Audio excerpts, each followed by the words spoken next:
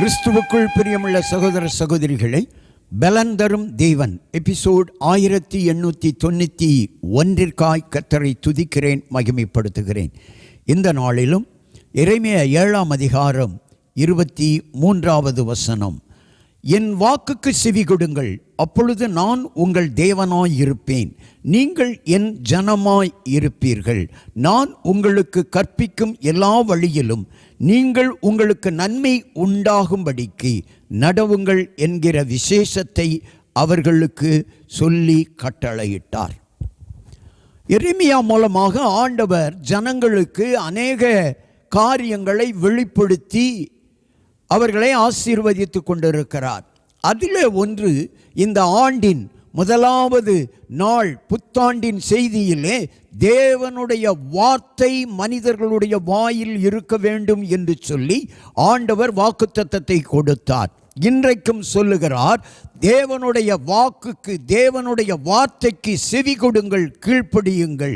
அப்பொழுது ஆண்டவர் உங்கள் தேவனாய் இருப்பார். ஆண்டவர் உங்கள் தேவனாய் இருப்பார் என்று சொன்னால் உங்கள் காரியமெல்லாம் ஜெயமாகும், உங்கள் வாழ்க்கையெல்லாம் ஜெயமாகும், உங்கள் குடும்பம் ஜெயமாகும், உங்கள் தொழில் ஜெயமாகும், உங்கள் வேலை ஜெயமாகும், உங்கள் எதிர்பார்ப்பு ஜெயமாகும், உங்கள் எக்ஸாம் ஜெயமாகும். எதிர்பார்க்கிற காரியத்திலே ஜெயத்தை கட்டளையிடுவார்.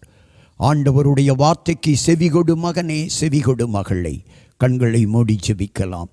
எங்களை நேசிக்கிற நல்ல தகப்பனே, யார் யார் ஆண்டவருடைய வார்த்தைக்கு செவி கொடுக்கிறார்களோ அவர்களுக்கு தேவனாய் இருப்பேன் என்று வாக்கு கொடுத்த வல்ல தகப்பனே, இந்த ஆண்டு முழுவதும் ஆண்டவரே தேவனுடைய வார்த்தைக்கு செவி கொடுக்கத்தக்கதாக அல்லேலூயா அநேகருடைய உள்ளங்களிலும் வாயிலும் தேவனுடைய வார்த்தைகள் இருப்பதாக நீர் அவர்கள் தேவனாய் இருந்து அவர்களை ஆசீர்வதியும். தேவனாய் இருந்து தொழில்களை, வியாபாரத்தை, கடையை, குடும்பத்தை, பிள்ளைகளை உயர்த்தும். இந்த ஆண்டு தேவனுடைய வார்த்தையே உங்களை உயர்த்தும். இயேசு கிறிஸ்துவின் நாமத்தில் ஜெபிக்கிறேன் பிதாவே, ஆமென்.